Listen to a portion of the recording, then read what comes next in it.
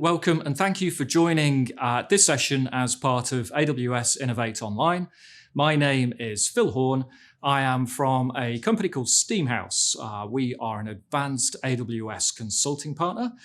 We are specialists in application modernization, and we help customers adopt cloud-native technologies like serverless and containers, managed databases, analytics, and AI, all with the goal of helping our customers accelerate innovation and drive their digital transformation programs. So I was delighted to be invited to take part in Innovate Online. I think it's a fabulous resource to help people, to help inspire digital transformation journeys. As soon as I was asked, it was an immediate, I knew exactly which customer I was going to ask to join me in this session. And that is Bobby Gilbert, who is Senior Director of Digital Transformation at a business called Sperry Rail. Sperry Rail have been around for about 100 years. Bobby's going to tell us about a digital transformation program that he has been running for the last few years. And he will go into the business as well as the technical changes that they have been able to achieve through his program of innovation. He will put some real-world examples to the theory and the concepts that I'm going to introduce in the first part of this presentation. Bobby's section is going to be looking at how to get and how he used the strategic vision for the business to drive his innovation program. He'll be talking a little bit about how he's created an innovation flywheel that is an iterative and progressive approach to making change, demonstrating value, and using that to inform and get buy-in to the next round of innovation. Bobby will talk to us about his data and AI strategy and how those things combined are having huge impacts to the business, things that were unthinkable, unimaginable before the digital transformation program started. And he'll also talk to us about getting the fundamentals right, getting in place things like automation, getting in place things like security by design, and a holistic across the entire estate and across teams approaches to tooling and methodologies, the people, the process, and the cultural aspects of digital transformation, and not just the technical sides of it. Okay, so as I said, I'm going to be covering the what, the why, and the how of modernization, and then I'll bring Bobby in for a Q&A session. Starting with what is modernization then? So this definition here I thought was incredibly useful. It breaks it down very nicely about what are the key elements of modernization. So something very important is this idea of progressive transformation. It's an ongoing process. Essentially, you never stop modernizing. There is always the next journey, the next innovation that you should and can be looking at. And I think the idea of progression brings with it building on the value, building on the work that's been done before. It's certainly not just an idea of lifting and shifting infrastructure. Moving from on-prem data center into the cloud is not really what you're talking about when you're doing modernization. You should be looking at application, data, and the infrastructure. And it should be intrinsically linked and everything driven by the business drivers. So introducing and unlocking new business capabilities, accelerating innovation, and reducing technical debt, which again, to come back to this concept of the flywheel, you remove technical debt, you improve and you accelerate your ability to innovate. Okay, I think everybody should be familiar with these 7 R's of migration and modernization. What we're interested in 3 different ways. So interested in talking about in this session from a modernization perspective. It's also where we at Steamhouse specialize and spend the vast majority of our time helping customers focus in this area. And it's also exclusively where Sperry's modernization journey has happened. And this is in the replatforming and refactoring of their estate. So, and indeed also perhaps an 8th R, which is reimagining. So looking at how they provide value to their customers, how they operate, and then using cloud native services to design and develop new applications to deliver that business value. So we'll come on to a little bit more about replatforming and refactoring and what that means, both for Sperry, but also more conceptually in a few minutes. So on to our next section, why customers modernize. So these three areas listed here, they are commonly well-known areas, benefits of a migration to AWS. And it's an absolute given that you will achieve these benefits through a simple lift and shift migration into AWS. But the point I want to bring out here is that through a modernization-focused, cloud-native driven approach to adopting AWS, you will achieve these benefits in such a more fundamental and significant way for your business and in a faster way. So what does success look like at a more technical and operational perspective? On this slide here, across the top, you see the challenges that most businesses that are on-prem face. And then down at the bottom, you see the new world for those businesses post-modernization.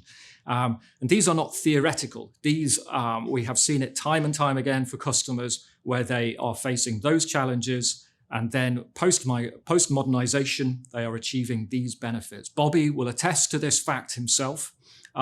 With a massive impact on their business, they are now achieving all of these successes at the bottom. So let's just step through from left to right and look at some of these key things. This is by no means exhaustive, but it covers some of the common things that we see, some of the common things that it's vital to get in place for customers before you then really can accelerate your innovation and digital transformation program.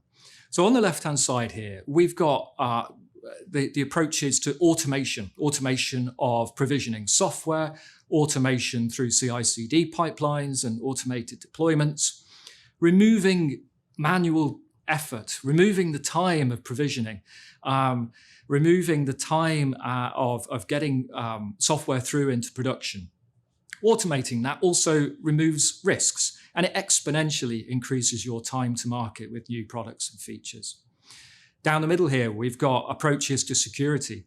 No longer is it an ad hoc afterthought. It becomes a designed-in, a non-functional requirement right from the start in all product development. And you get a consistent approach to security across your entire stack, across your entire set of services. Moving over to the right, we've got the successes and the post-modernization benefits of instrumentation across your entire stack, removing those black holes of visibility through logs and metrics that you get into production systems. And then finally, part of the people and the cultural side of things here is the removal or the breaking down of silos and breaking down of different approaches, different adoption of tooling in various different teams and business units across the organization, and getting standardization in some of those areas and driving best practice across the whole organization.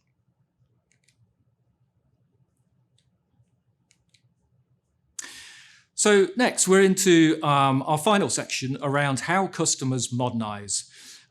Executive sponsorship, getting that business buy-in, it's a given, but it's also incredibly important. Bobby's been very successful in using what was actually a very clear strategic direction for the business. I'll ask him about what that is and how he's then used that North Star vision to actually drive and give the business context for his innovation program. It's critical as well to get that executive sponsorship to actually make the organizational changes that are necessary in order to be able to move at pace, in order to be able to adopt some of these cloud-native methodologies and tooling. In this, there is no prescriptive there's no rule book for how you go about choosing the applications, where you start with your modernization journey, but there are some common themes.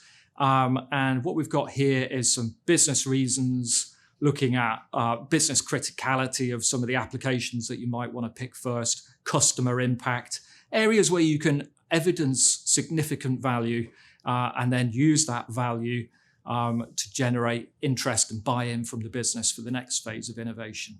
And then on the right there, we've got reasons that are perhaps more technical, where you've got lack of knowledge within the business, where you've got really clunky, messy applications that are difficult to integrate. You might want to pick some of those applications as the first areas to really get started with innovation. Now, I would say it can be a difficult thing to actually get started in defining which applications to start with. But certainly the AWS MAP program and partners like Steamhouse, consulting digital transformation specialists, can bring both a process and funding to help you actually identify good candidates and to build out your roadmap and your journey for digital transformation. So we're now into the second part of this session, where I'm going to introduce our customer at Sperry Rail, Bobby Gilbert. Hi, Bobby. Thank you for joining us. Hi, Phil. So as I explained earlier in the presentation, Bobby is Senior Director for Digital Transformation at a business called Sperry Rail. Sperry are a 100-year-old business who provide services and solutions within the rail health industry, helping businesses, rail networks around the world deliver safer, healthier rail tracks. Bobby, give us a bit more of a flavour for what Sperry actually does, providing context for some of the digital transformation work you've done. Well, on a typical day, we'll have several hundred vehicles all around the world going out, recording the tracks using a number of technologies. Ultrasound is a key one, but we have a number of others. Basically, we're looking for cracks in the rails. Those recordings come back, they're analysed. If we find something that looks like a crack, it will be verified. And if it's confirmed, the rail will be repaired, cut out, replaced. Basically, we're keeping the railways safe by making sure the cracks don't get to the point of breaking. Fabulous, fabulous. So here's potentially a bit of a left field question for you. How much do you see yourselves as a data business? That's a good one. I mean, historically, not at all. Going back 100 years or 50 to 100 years, we'd be out on these vehicles. Everything would be in real time. There'd be a paper trace of signals coming in that someone would be analysing as it came in. If they saw something they didn't like, they'd stop, get off the vehicle and check it. If they confirmed it, they'd mark it with a bit of paint and someone would come out. So almost no data. Fast forward, we're now doing digital recordings. They're being uploaded to headquarters, to analysis centres. We analyse offline, but very fast after the event.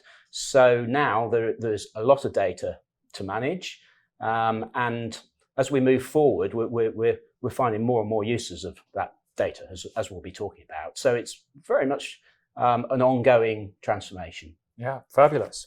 So give us, we've been working with you for about 4 years, and your AWS journey and your digital transformation journey has been going on for about that period. Give us a bit of a feel for what life was like before that. What issues did you face? How did you conduct your business? I'd say before the transformation, it's very much a linear process. So the vehicles would go out, they'd record data, the data would come in, it would be analysed, we'd find suspects which we'd mark, they would go out to be verified, they'd be sent to the customer, job done, then another recording comes in, we do the same process again. Very, very much a linear process. The things that we've developed have allowed us to do a lot more of a circular process. We can compare with the past, we can compare with norms, we have a much deeper overview of the data. So rather than it coming from one place to another, job done, finished, we can use everything we've ever done as context for stuff we do in the future and have a much deeper overview. Yeah, perfect. And at the centre of all of this is a team of analysts who are looking at the data coming in and making recommendations that then are the value that go out to the customers. Is that right? That's right. They're looking for what might be cracks. And so that leads me on to the next question. So your innovation journey then, I think it started around that core analysis work, didn't it? So tell us more about what that innovation journey has looked like. Yeah, so the very first thing we were looking at, obviously it's a huge amount of work for analysts to look through what's basically a scan that is about 9 or 10 inches high. If you're American, that's about 20 centimeters if you're European, and 100 miles long maybe. That takes a while. So you need ways of zooming in on the stuff that is of interest. And in the past, that was rules-based. Just if there were a cluster of recognitions or a cluster of hits from the ultrasound, they'd have to be analysed. So the first thing we did was try to make that a lot more efficient by developing neural networks that could identify clusters of hits that maybe looked like they shouldn't be there. They weren't an engineering thing, like a bolt hole. There was something suspicious. And we developed ways of starting to find things that look like cracks. And so the first bit was developing this neural network to do a first pass over the data and therefore make the analyst's job much faster. Okay. And how well did that work? How did that go? Well, very well. Initially, we just looked for one, then two types of cracks. And in order to, we had to work out how can we fit this into the existing process. And what we did was we produced it in the same format as an output file from the existing process. So they could load that in, and it was as if an assistant analyst had a first go at it. We even gave that analyst a name, Elmer, our founder, Elmer Sperry, so we call him Elmer. And Elmer would have a first look, and it would appear as if someone had a go at it. And we had a prototype, started using that, and it was immediately in huge demand to the point that we just couldn't cope. We had huge, every day we'd have hours of queuing to process the data. Okay.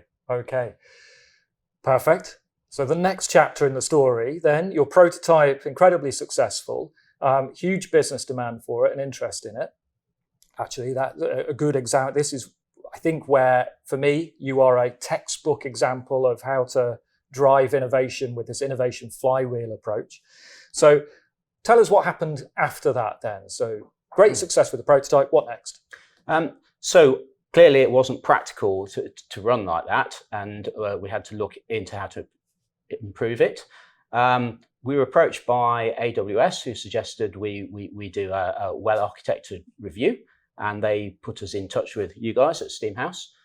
You carried that out for us, made a load of recommendations.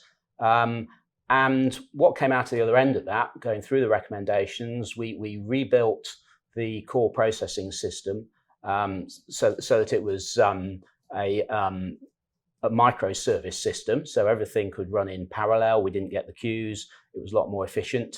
And when we came out to the other side of that, then suddenly the turnaround for any given run would be typically 10 to 15 minutes, maybe up to an hour or so for a really big, complicated run. Whereas before they were getting stuck in queues of 8, 10, 12 hours. Okay. So that made all the difference, made it a manageable service. So from 10 to 12 hours using the prototype to, what did you say? The average would be about 10 minutes. Fabulous. And prior to the prototype, what sort of length of time were we talking about before you started using the AI, the neural networks? Well, it was really, we're comparing a different thing there, because it's how long does it take the analysts to get through the data.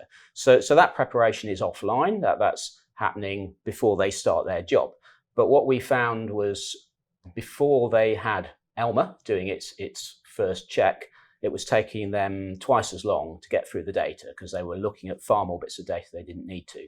So from the analyst's point of view, putting that in place meant they could go twice as fast. Yeah, perfect.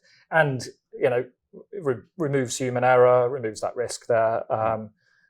So all of those other benefits of AI coming out of that, as well as the speed. We saw the quality improving. We have an audit process after it's really a second view of it to catch anything that might be missed.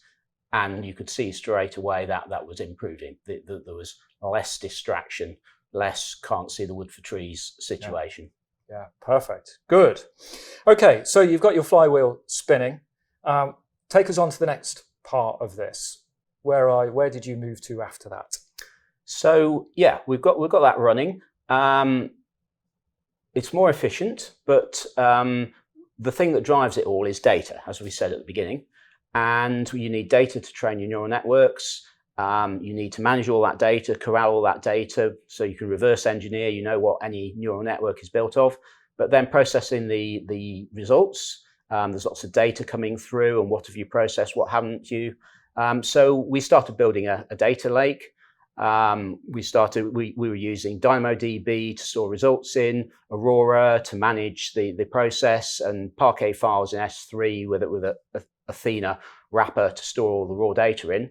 That meant we could manage the process better, but it meant we could also start to develop further AI, machine learning type things. And one of the big steps we did was we could look at all that data. We developed a system to automatically identify previous recordings of the same track without needing any input, any metadata from the run. It could just recognize the signature, a bit like how Shazam can recognize a bit of music.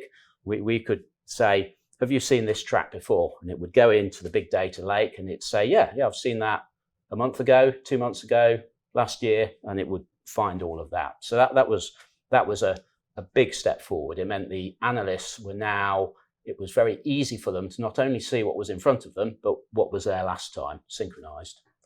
Fabulous. Yeah.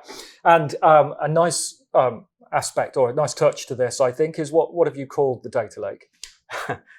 Yes, so we called the data lake Zula, because our founder was Elmer Sperry and his wife was Zula Sperry. And what one of my developers just started calling, he called one of the tables Zula, and thought, that's such a good name. That's the name that a good software name, Zula. So yeah, the data lake is Zula, the machine learning, the AI, all that sort of stuff is Elmer. Yeah, and at the risk of stretching the analogy too far, I think it shows the relationship, the tightness, the marriage between data and AI that you are achieving with some incredible impact and and having a name is useful.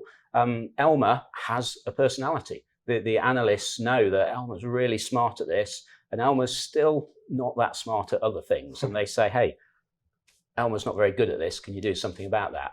And it rather than, well, the AI seems to have a problem in this area, it actually helps to have a personality there. Fabulous. So earlier in this session, I used words like unimaginable, unthinkable about the things that you were achieving. And I was just interested for you to tell us a little bit about some of the reactions from people across the business, other teams, other executives at the outcomes, the results that you've been able to achieve. Yeah, well, going back to where we were starting, and there was all these huge queues and we needed to get the data corralled. Everything comes in big data files. And in the past, whatever you did, the first thing you had to do was read in a big data file. And what I proposed was that you read that big data file in once into a big data lake, and then anything that uses it doesn't have to do that reading in anymore. It just queries the data lake. And someone pointed out to me that means every single echo we get from the ultrasound system, not to mention all the video stuff and all that sort of thing, would have a line in a table in a database somewhere. And that's going to be millions of hits for every recording every day. And they said, yeah, that's just unfeasible. You know, it's a nice idea, but it's impractical. And I said, well, you were right up to the point of saying unfeasible. So we went ahead and did it. That's all stored on S3 Athena. And so now every time we want to view a bit of track, it sends a query off and it's come back and there it is. There's no opening of files and loading them in and going to have a cup of coffee while that happens. That's all happened once, never has to happen again. It's a query. And so, yeah, millions and millions of lines and we just access them. Fabulous. Great stuff. Okay, so I think that brings us up to about today. Is that right? Or are there other developments that you've seen? The big thing we're working on at the moment and just coming out the other end of really is So we've got the recognizer working, we're finding stuff, we've got this smart way of synchronizing previous runs. We started about a year, 18 months ago, designing a replacement for the whole viewer, the whole user interface, and that pulls together, so not only does it present the data, as it used to be, but it presents the history of it, it presents other systems, it brings everything in front of the analysts. It all runs on a browser. There's no problems with software being installed and being buggy and whatever. And we're just starting to roll that out now. There's a few final things we need to do there. But that's sort of revolutionizing what's available to the analyst. What I said I wanted, occasionally we have to do an investigation into something. There's maybe a rail does break somewhere, and there's a detailed investigation if that ever happens. And typically they'd have to go through all the archives, pull up the previous runs, load them up, find out everything we ever knew about that rail, and that investigation would take a few days, and then you'd write some conclusions. Now, every single decision they make has got all of that information in front of them immediately, like that. So this 3 days of work to get it, it's always there. All of the history, all of the contributing facts, it's all there in the new viewer. So every decision they make, they can see everything. It's everything you would have in a detailed investigation is there for every decision. And that's really taking our ability to make the best decisions up to another level. Yeah, amazing. Okay, so back to another point I made earlier about getting some of the fundamentals in place, getting your well-architected landing zone, getting your serverless platform in place. Talk to us a little bit about what that means for you and for what you've done to date, but also in the future and what it opens up for you. It's sort of been sort of perhaps three parallel paths. There's developing the AI, the machine learning on the one hand. That's required improved data handling, building a data lake. That's provided opportunities both to have more machine learning, more AI, but also to have a user interface attached to it. And then we realized we can do more AI. We then pre-process things. We add value to the data. We store that in the data lake. We can do more things in the viewer. And we go around that circle several times. The latest thing, we've got the data lake is getting so sophisticated now, so much added value.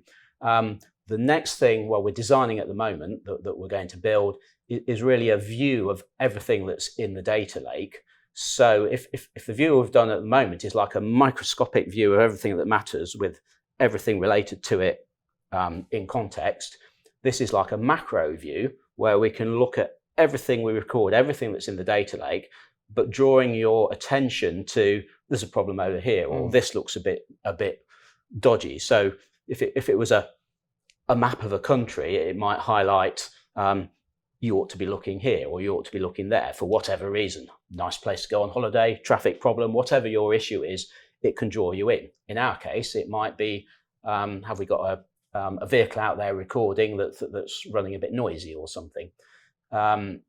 So that ability to have an overview, it means we can really feed back on quality of everything from data acquisition to the analysis process, and then ultimately the history of what's going on the customer's track. We've got all of that. But it also gives us lots of opportunities to come up with new products. Go on. And those new products in the areas of what then? Or is that yet to be determined? In overview,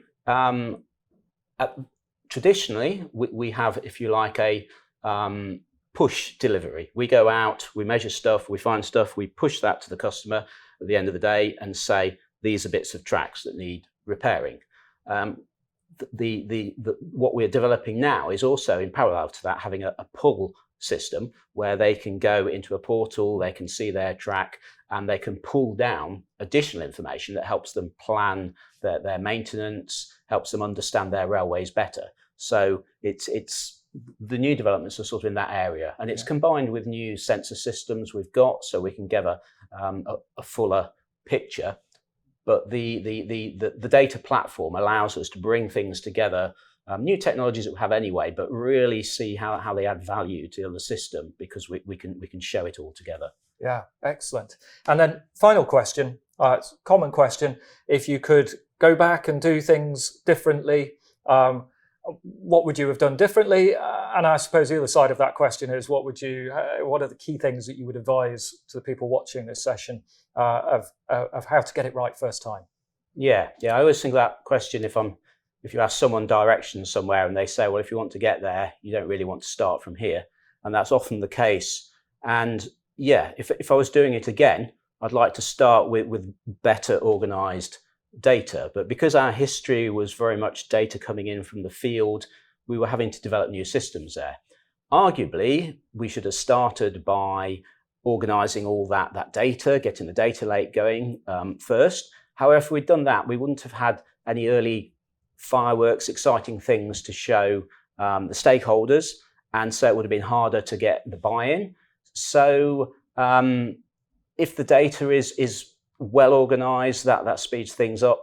But if it's not, I think I'd still go the route I did, because that you're then getting push from the management. They're like, this is fantastic. Can you roll it out tomorrow? And you say, well, no, actually, we're going to have to do 3 months work sorting this out. And they're a bit disappointed at that, but they're very keen that you should do it. Yeah. If you have to do 3 months work and then there's another three, typically we do something great, and always it would be 3 to 6 months before we can make it practical.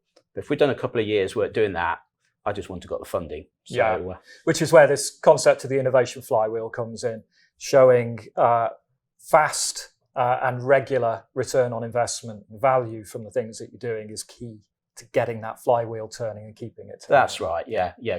Showing working prototypes that, as soon as you show people that, they're telling you things. You think, well, we could do this, and they're like, yeah, and we could also do that. We could also do that. When can you make it happen? What do you need? And it's AWS and the cloud native technologies you're using which allow that pace of innovation. Yeah? Yes, and we're definitely accelerating, because as we've got more and more things into the cloud, more the native technologies, data lake, the latest thing that I was just describing, we should be able to develop that far faster, because this time we don't actually have to say, I'm going to take 3 to 6 months to sort out the data. It's all there. Yeah. We've migrated it across. We're now looking at more ways we can use that stuff, more imaginative things to do with it. Yeah. And the skills and the resource barrier that you quite often, are blockers to progressing with, AWS and cloud native technologies. How did you get around that? We started off very much in-house and training people up, and got a growing team, very good. But working with Steamhouse as our AWS experts, and directly with AWS in some cases, we're getting a lot of direct advice from them. That meant the trouble with doing it in-house is you find a way of doing something which isn't necessarily the best way of doing it. So yeah, I definitely recommend working with partners was very good, and even suggesting things you hadn't even thought of. So that was very good for the AWS. And yeah, it's a partnership. Okay, excellent. Well, thank you very much, Bobby, for doing this session with us today.